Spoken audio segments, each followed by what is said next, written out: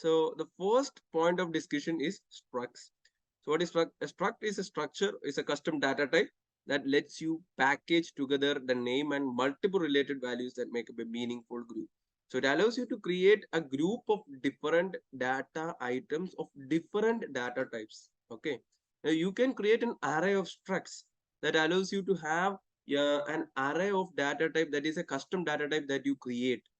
Okay, and struct would be associated with some methods.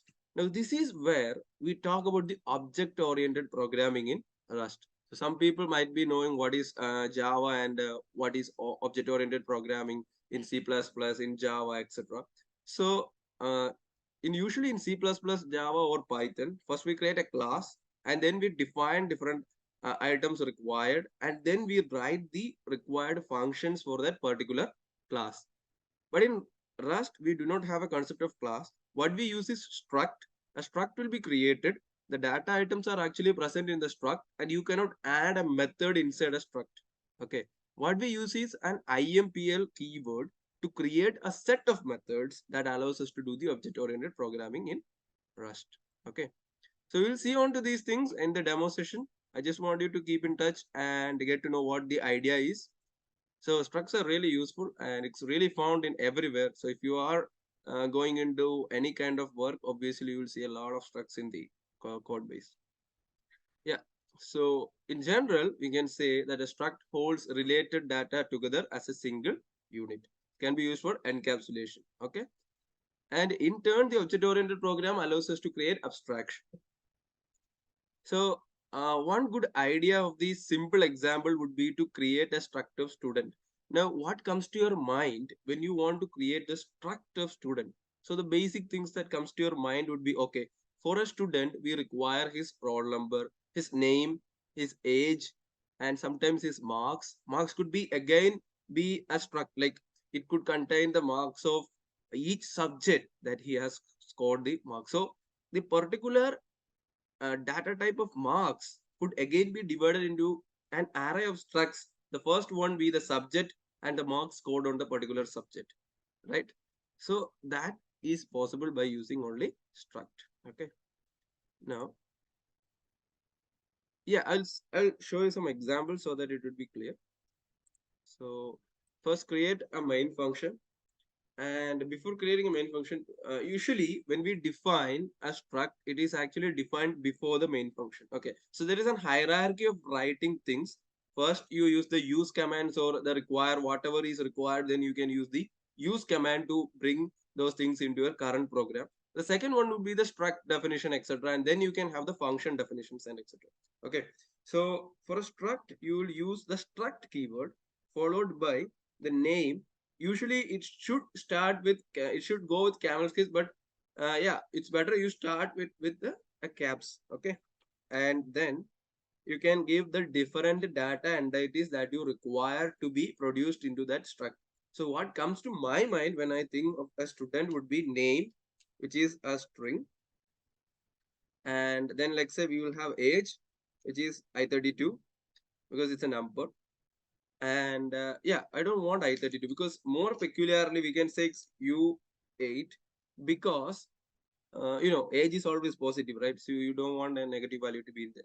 It can be peculiar, you can be uh, like putting in bounds for these values so that it does not exceed a particular value or it does not go below a particular value. Okay. Now, what else? So let's say roll number,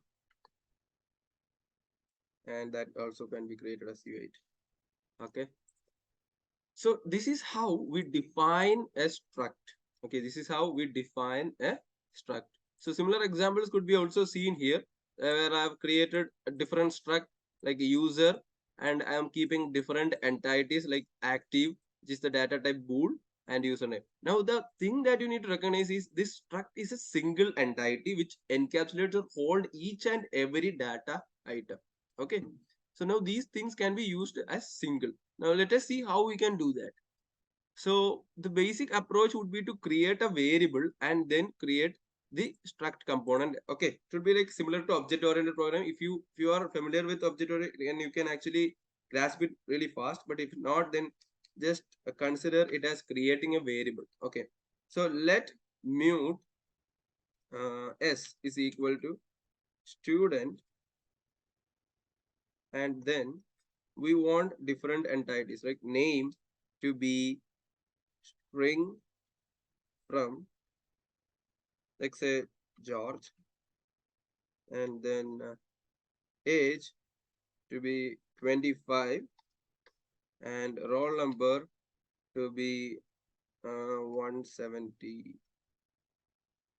Okay.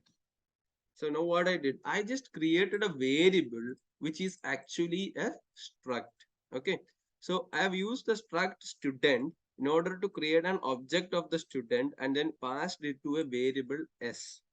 Now I've defined it as mute so that I can edit its value at any point of time. Okay, but you cannot easily print this struct, because if you directly use a println and then the struct is s. Okay, and let's try running this program so that you can have an idea. Session 3.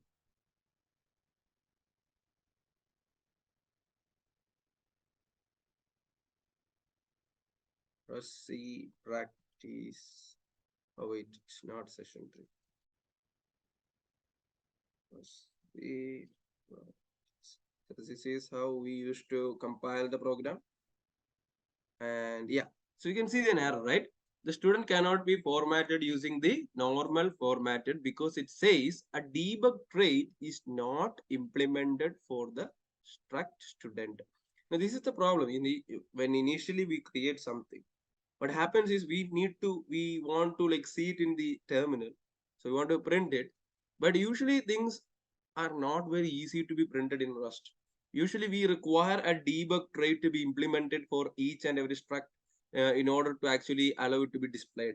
So there is an easy way of doing these things, and the compiler gives you an idea what needs to be added in order to solve this problem. That is, add a hash derived debug. So let's copy it before the struct definition. So it's like, okay, you place it here. Hash derived debug. So what we are doing is we are deriving the debug trait. Okay, we will discuss about what is trait and all in later sessions. You don't have to worry about it. So momentarily, you just need to know that, okay, you require a hash derive of debug trait in order to actually print the contents of the struct student. Okay. Now let's execute this program again. Okay, first we will compile. And now you can see that, okay, there is one more error because I haven't added a semicolon at the end. Okay, now what is the problem? Okay, we do not have any problem right now. I think, yeah, it's working. Now let us go for practice. You can see, right? The struct is student name is George, age is 25, and roll number is 170. So you can see something similar to a JSON. Okay, something similar to a JSON, right? So if you have used JSON, then you might know, okay, this is similar to a JSON because we have each key and then corresponding value. Okay, so what we use is we encapsulate it into a particular struct. So we have a defined data type, and we have different entities defined for that particular data type. And then what we do is basically we will give some values to it. Now once I set this as mute, that allows me to edit any of its variable, right? So let me see if I can do that. Println when it's require this, so I just see this, control V, and let me do like s dot name equal to string from Helen. Okay, now let's try to execute. But what happens? Okay, it compiles successfully. Now let's execute. So initially you can see the struct student is George, and then I changed the name to Helen. Okay. So what happened? Initially I created, but this was a mutable string or mutable struct. So when you create a mutable object or a mutable struct, it allows you to edit each of its components. Okay. So here I can edit the name, the age, the roll number, anything as I required. Okay, so initially I created this thing and I used my debug operator to print the struct. Meanwhile, I was using the derived debug in order to print it into the screen. I think you got an idea of what is happening here. Okay. Now, yeah, so I changed the value and then I printed it again into the screen. So you can see the change is evident. Okay. Now that is the basic idea of like knowing what struct is and how to work with struct. But you'll have some good assignments regarding how to work with struct, and I just wanted to add something more, like the solutions given to the particular assignments for the previous sessions. They are not strict like it should be written in that particular way. It's actually just a model solution. So your solution could be of any form if it allows you to have a particular input against a right output, then your program should be right. Okay. So it's just a format, doesn't mean that it needs to be in that format. Okay. Now we'll have some interesting programs coming for struct 2. So this was the basic struct idea that you have. Okay. So we created a struct and then we changed its value and then we use it. Now you can create some other different kinds of struct. That is the normal kind of struct when it comes to our mind is like this. Okay, it's an encapsulation of different data entities. But what if we can also have a struct like a tuple? So that is called as a tuple struct. Okay. So what is a tuple struct? Tuple struct is similar to the definition is like this. You need to use a hash derived debug before every struct definition in order to print it. Okay. Now you just create or you define struct and then write the name and then use a tuple to define the different kinds of data types and the number of entities required. So here I have not named any of my variables or data entity. Rather, I have specified the data type against each of the entity. So a struct color, which is actually a tuple struct, should contain three elements.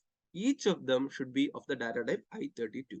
So it's similar to a normal tuple. Okay. But the idea is we require to use the struct so that we can identify them as different entities. Now, this is very useful in case of color representations for image processing, where we usually represent a pixel using different intensity, a combination of RGB, where each value changes from 0 to 255. Okay. So in similar cases, we want a struct which is a standard representation or an encapsulation of the data items. I think the point is clear. Now we create a similar variable like this, like let black is equal to color 000. Now 000 usually represents the color black. If you're familiar with image processing, then you could get the topic. But if not, it's not a big problem because the minimum intensity is color. Okay, that's black. The minimum intensity color is black. So yeah, this is how we actually create a tuple struct. Okay, now you can use it to print as well. So that is the basic idea of knowing structs. Now there are many different applications of having structs, and this is how we create a struct. We will see how we can create methods to work on with structs as well. Now I need you to look into one more important thing in the case of struct. If you see that I have initially created a variable named user1 which contains these different entities. Okay. And then I've changed the value of the email from string to another email example. So this initial, like this one, the third entity would be changed to this value. Okay. Similar to what we have done before. But then I can use this data, the data of user one, in order to auto fill my data for the next variable. Okay. So let user2 is equal to user, and then I want just only want to change the email of the user2. Okay. Then all other entities can be same as that of user1. So you can use this representation to do so. Okay. This representation to use so. So basically the idea would be, we will see in this case, to initially S1. Okay. And let mute S2 is equal to student. Okay. And I want my name to be different because each student will have a different name. And then struct name from Gregory.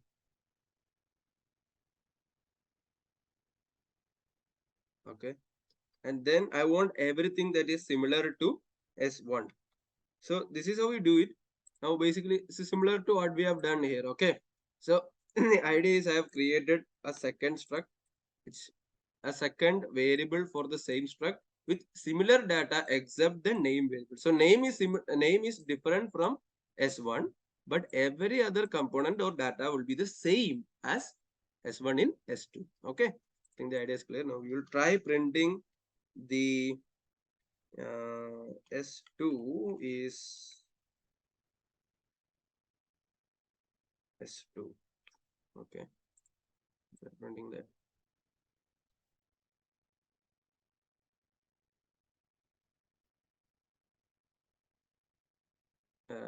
There is no errors. There are only warnings, right? Yeah, we are good to go.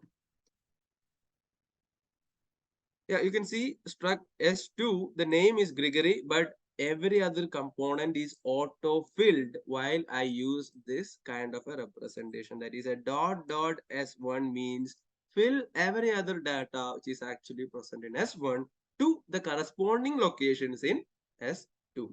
I think the idea is clear. It's pretty much simple and similar to what we have done before. Okay, either you can go for like simply writing, okay, I want to change the age which is similar to S1. So we can write S2 dot age is equal to S1 dot age. S1 dot S2 dot roll number is equal to S1 dot roll number. So it's a similar way and a simple way to do this particular thing. Okay, I think that is clear. I'll go back to the PPT. So we talked about how to define it. We've also seen a particular example where we are creating a struct. So creating a struct is by using a keyword and then giving it a name. Make sure that it starts with a capital letter and you should follow the camel case as well. Now we have structs to use a struct. How to use a struct? We have also discussed that. How to create the variable, how to fill the data, and how to autofill from the data by using a previous variable that has been created. How to access data. Now to access data, you can use the dot operator. Okay, I think it is easy to understand. For accessing any of the data, what for example S2 dot name, you can use the dot in order to access the name from the a particular struct. So like say S2 student name is, so we can use S2 dot name. Okay, now there is no issue with the compilation. Let's execute. You can see a student name is Grigory. So you can use the dot operator to access each and every element which is actually present inside the encapsulation of the struct. I think the idea is clear. It's very simple. Yeah. Now we'll see simple quiz time so that we'll check whether you got the idea of the structs. Okay.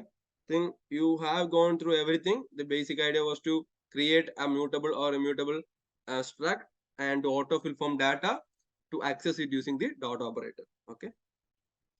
I'll put the polls open. Yeah, today we have 5 polls. I'll run the first one. I think you can see the questions. Please try to answer them. The first question is untyped question. To access values from a struct, we use which notation? Option A is star. Then we have hash, we have dollar, we have dot. Okay. The second question is state true or false. A struct name should be in camel case according to Rust conversion. Okay. The options are true and false. So guys, take your time. We'll be given a minute and 30 seconds to answer. So the first question was to access values from a struct. We use which notation? The correct answer is dot, as I have actually mentioned it just before. Okay. The next question was state true or false. A struct name should be in camel case. The answer is true. We also discussed that. Okay. I'll go back to the theory. So we have discussed how to fill the forms of data. So I think now it's very easy to understand. You can use another or previously created object to auto fill from the data in the second object.